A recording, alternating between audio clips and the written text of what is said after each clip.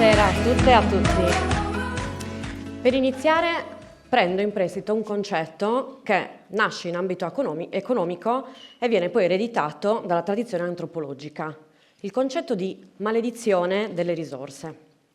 È stato ideato per definire la mala sorte dei paesi che si confrontano con il problema dell'estrattivismo aggressivo in quanto ricchi di risorse naturali utili alla produzione dei paesi terzi. Oggi lo useremo per parlare di Sardegna. Siamo maledetti? Sì, perché dalla notte dei tempi, o potremmo forse dire dalla notte dell'Aga Khan, ci viene chiesto e ci chiediamo: ma perché non diventiamo ricchi, ricchissimi, vendendo la nostra principale risorsa, la bellezza?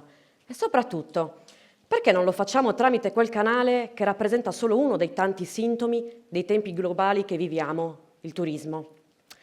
Sono venuta al mondo sotto l'egida del berlusconismo, delle bandane e della Sardegna come isola a vocazione turistica. E mi sono sempre chiesta: cosa significa a vocazione turistica? Che abbiamo tutti e tutte una predisposizione a lavorare nel settore turistico? Che l'isola sia emersa dai mari per accontentare i turisti di tutto il mondo? Potremmo davvero vivere di turismo? E se sì, come? Io sono una turista nata. Ho avuto il privilegio e la fortuna di viaggiare in tanti posti del mondo e se usassi questo spazio per demonizzare il turismo sarei un ipocrita. È per questo che prima di parlare di bugia o di verità mi piacerebbe soffermarmi sull'interpretazione del luogo comune o dettato programmatico vivere di turismo.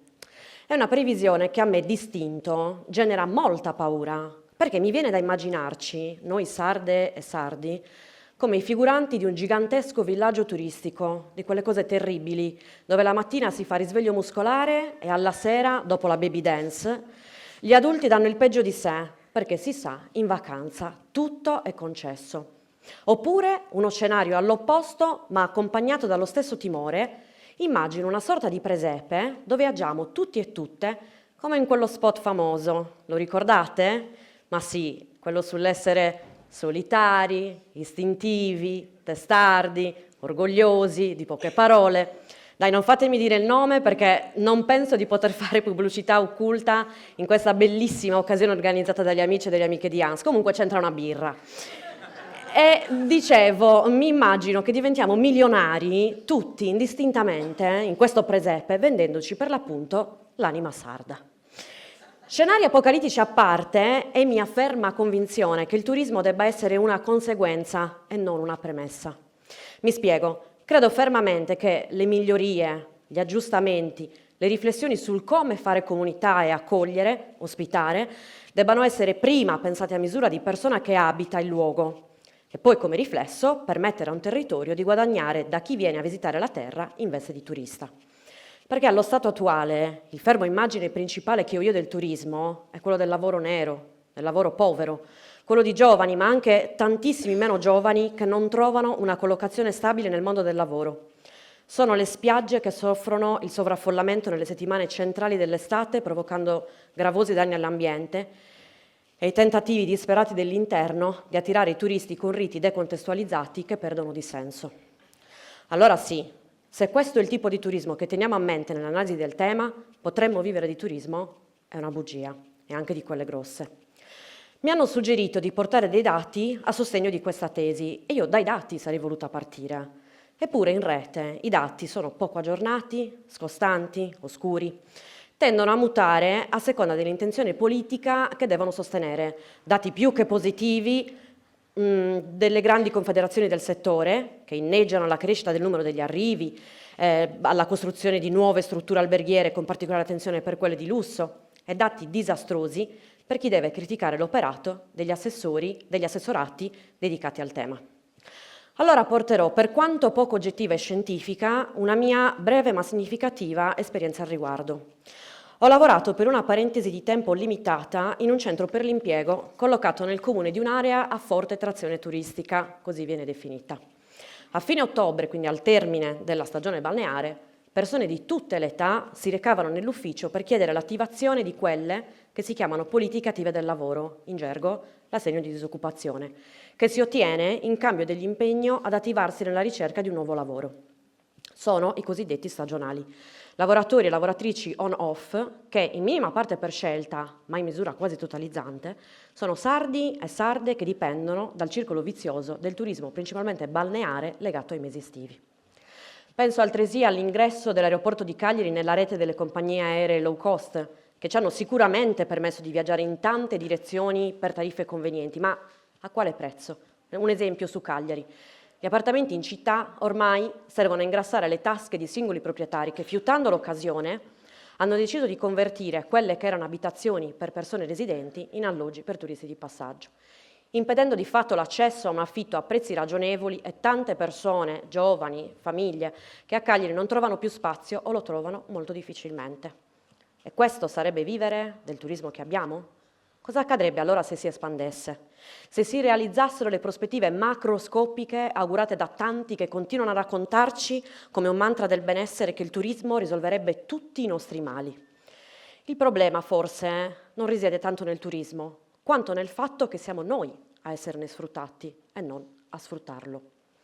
Forse non sappiamo nemmeno bene come definirlo, come ragionarci sopra, se attribuirgli un valore puramente economico in termini di incidenza sul PIL, guadagni, percentuali, o se invece considerarlo come un fenomeno che coinvolge ragionamenti anche culturali, identitari, programmatici, capire insomma che il turismo non è un organismo a sé stante che vive di vita propria e cammina sulle proprie gambe, ma è solo la piccola parte di un mosaico pluricomposto del quale forse dovremmo cambiare le tessere perché si dispongano in un disegno finale diverso.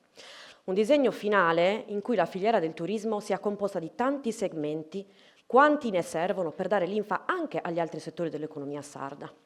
E per fare questo, credo che dovremmo ripartire da qualcosa di molto importante, riappropriarci della nostra narrazione. Narrarci come un luogo in cui viviamo, con molte difficoltà e intoppi a dispetto degli stereotipi della vita lenta che vorrebbero ingannare i vacanzieri. Narrarci come una terra che vanta una storia millenaria, il cui patrimonio storico, archeologico e immateriale è poco conosciuto e poco apprezzato da noi stessi per primi. Siamo i primi a ritenere che non sia nemmeno pensabile che nelle torri delle giornate estive le persone non possano far altro che riversarsi al mare. Ora, non li mandiamo a essiccarsi a Barumini il 15 di agosto, ma nei musei c'è l'aria condizionata anche in Sardegna. Ci raccontiamo quello che abbiamo sempre sentito dire dagli altri, una filastrocca sempre uguale a se stessa, alla quale ultimamente si è aggiunta un'altra strofa, l'assalto all'interno della Sardegna alla ricerca dell'altro marchio di fabbrica della svendita del territorio, la cosiddetta vera Sardegna, provocando persino la chiusura di siti naturalistici sconosciuti ai più sino a pochi anni fa. Il non saperci raccontare, o meglio, l'aver interiorizzato che siamo incapaci di raccontarci, che abbiamo bisogno che qualcun altro ci racconti, ha permesso che diventasse ovvio che non fossimo nemmeno in grado di gestirci. Per questo forse il numero delle imprese estere nel panorama turistico sardo continua a crescere e noi abbiamo bisogno di bandi come il resto al sud per sperare di far nascere qualcosa in questa terra in cui sembrano attecchire solo i semi lanciati da chi sardo non è. È appunto la maledizione delle risorse, attirare gli interessi di chiunque e non saperne, o meglio non poterne, trarre vantaggio. Siamo arrivati a metterci in scena in maniera grottesca pensando di far ripartire l'economia sarda da eventi quali il pranzo tipico con i pastori. Parlando con mio padre, che in un'operazione nostalgia dei suoi primi 20 anni dedicati appunto alla pastorizia, ha deciso di prendere parte a uno di questi appuntamenti, è risultato che si sia sentito malinconico. Il pranzo dei pastori è un pranzo frugale, veloce, il pranzo di lavoratori che devono dedicare l'intera giornata alle fasi giornaliere della gestione del bestiame. Niente a che vedere con il pranzo luculliano somministrato. Ecco, si chiamasse pranzo con i prodotti tipici della pastorizia sarda, allora sposteremmo l'attenzione dal pastore al prodotto del lavoro, dando dignità al frutto del lavoro, mercificando ciò che nasce come merce e non il mestiere e la figura umana. Mi viene da pensare che prima di approdare al prossimo format, che so io, aperitivo durante il Sutosonzu nelle belle serate primaverili, si potrebbe cooperare per far sì che la pastorizia entri nel circuito turistico con i prodotti del territorio serviti nelle strutture ricettive. È un'idea, io di mestiere non faccio politica, io studio ciò che accade intorno a me da una prospettiva antropologica, che significa mettere in stretta connessione gli eventi umani con il proposito di capire quali delle interazioni tra i vari livelli e attori della scena stanno impedendo un ragionamento collettivo e proficuo, in grado di comportare un benessere, va da sé, anche economico. Ma perché il benessere economico sia reale, deve essere sorretto da una riflessione importante. Che turismo vogliamo offrire? A cosa vogliamo attribuire valore economico di modo che possa realmente giovare al territorio? O vogliamo continuare a credere che far pagare il ticket per le spiagge a numero chiuso sia un modello di sostenibilità che concretizza la vocazione turistica? È il momento di dirvi se sono venuta qua a sostenere che la Sardegna potrebbe vivere di turismo sia una faula o una veridade. Però, siccome amo ragionare, vi intrattengo ancora solo un attimo e pongo un altro quesito. La domanda è: ma la Sardegna vorrebbe vivere di turismo? Se la Sardegna è un'isola a vocazione turistica, i sardi e le sarde, qual è la loro vocazione? Chi viene in Sardegna a trascorrere il tempo libero noi non lo possiamo scegliere. Non possiamo mettere un test di selezione all'ingresso per accogliere solo i viaggiatori e lasciare fuori quelli che io chiamo turistanti e vacanzieri della Costa Smeralda. Insomma, il destinatario dei servizi che vogliamo o non vogliamo offrire non è una nostra scelta. Ma sicuramente possiamo scegliere chi noi vogliamo essere in questo panorama in movimento. Che ruolo vogliamo giocare?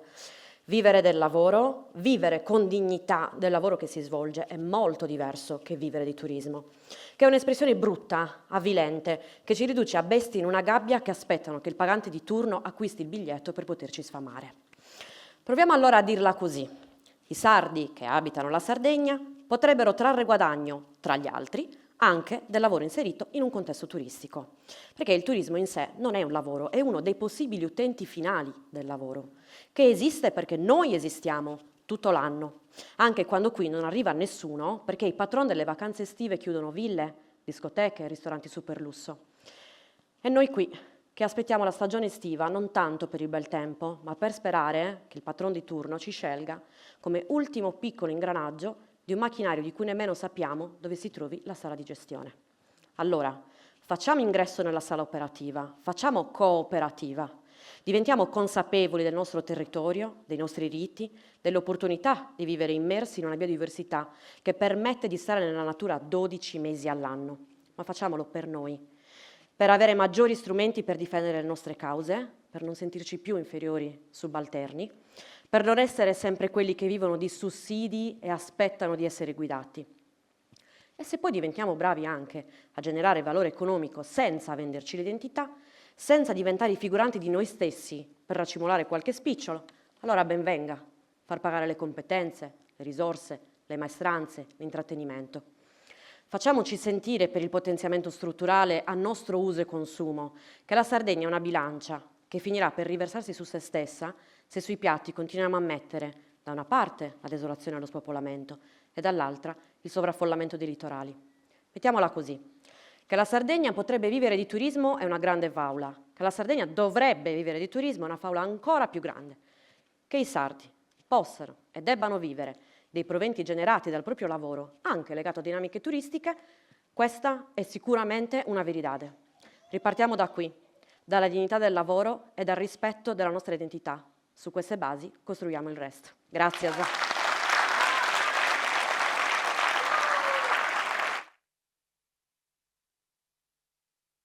Mezzuzu.